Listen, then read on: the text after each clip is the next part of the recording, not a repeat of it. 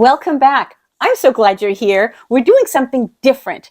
You haven't seen this anywhere else. I'm sure of it. Today we're going to do some art journaling with a line drawing inspired by Pablo Picasso, like that. And I'm also going to give you the linear so that you can copy it yourself. And next to it will be an inspiring quote that's empowering for women. So let's dive in. Grab your journal, grab your easy peasy art supplies, and let's go. Welcome back. So here's my journal. I put a bulldog clip to keep the page open. And here's the design I'm going to be using. I'm attaching a version of this design so that you can also use it. Now, the process of transferring this design onto the paper is really simple. You're going to do this, right? But if you do this, you can't see it. However, I have a handy dandy, ultra thin light table. I've put the link in below. I use this all the time. What you're going to do is slide the light table underneath your journal page like this. Put this here, and when you turn on the light, now you can see your drawing. See, now I've dimmed the lights and I closed the blind, and you can see your image a lot easier. It doesn't take much. This isn't precision work. It's just very simple line tracing. That's all. If you don't get it right, you know what? I don't think Pablo Picasso worried too much about getting it right either. You just let it go. It's the flow of creativity that happens here. I mean, look at what he did with the hair. And this is actually one of his favorite models, Francoise. I saw several of his charcoal drawings that he had done and rough sketches of Francoise. Lucky her. Okay, here we go. And now these I added in myself. They're like tiny little flowers, and I put these little lines in there just to give it a little bit of shape and not to make it too boring. Now, you've got the basic elements in here. Let's fix the eyebrow a little bit better. There. To make sure, oh, you see, I forgot the eye. One of the things when you do eyes is they have to be both sort of looking at the right place, because if they're not, then she looks spaced out. So for now, we'll leave it like that. We can erase it and fill it in a little bit later. But just to give you an idea of what it looks like, you remove the light table, and you see how the girl looks like.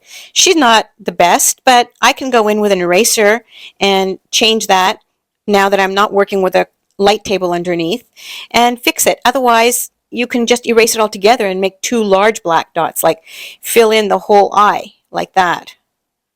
And then you've solved your problem. You don't have to put eyelashes on, but you can if you want. So this is our beginning image. This is the first step.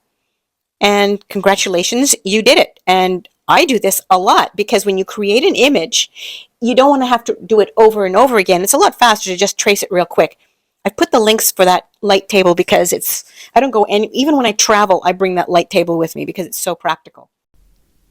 I'm going to be quiet now and let some nice music play while you follow along. Here is a nice black pen that I will give you the link for, and you can see how easy it is to go over the pencil lines.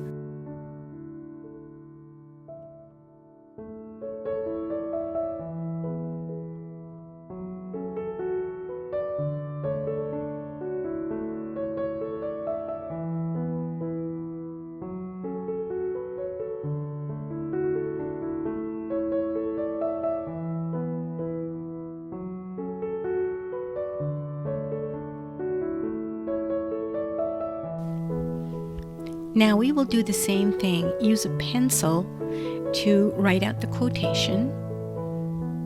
This way we can erase any mistakes. And when we go over it with a black marker or black ink pen, whichever you prefer to use, it's not going to smudge when you erase the pencil because it's waterproof and solid ink. And you'll see how lovely it comes out. You can do your touch-ups, and there you have it. Now we can color. We can add a little bit of watercolor. There's no rhyme or reason to it. You can be as creative or as abstract as you like. I did not put too much effort into this. Just let it flow. And if that's what you want to do, that's a good thing too.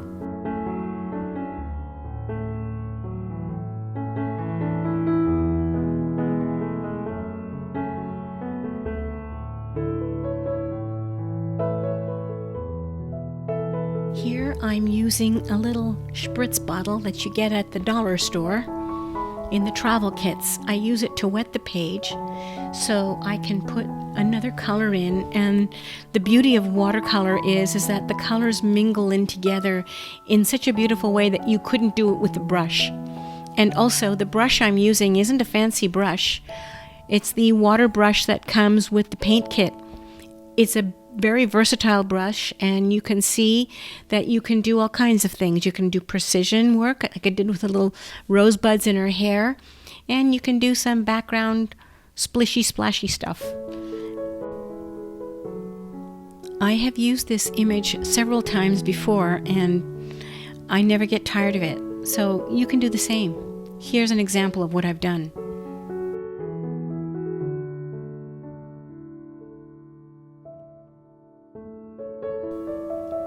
For your convenience, I listed all my supplies in the description box below.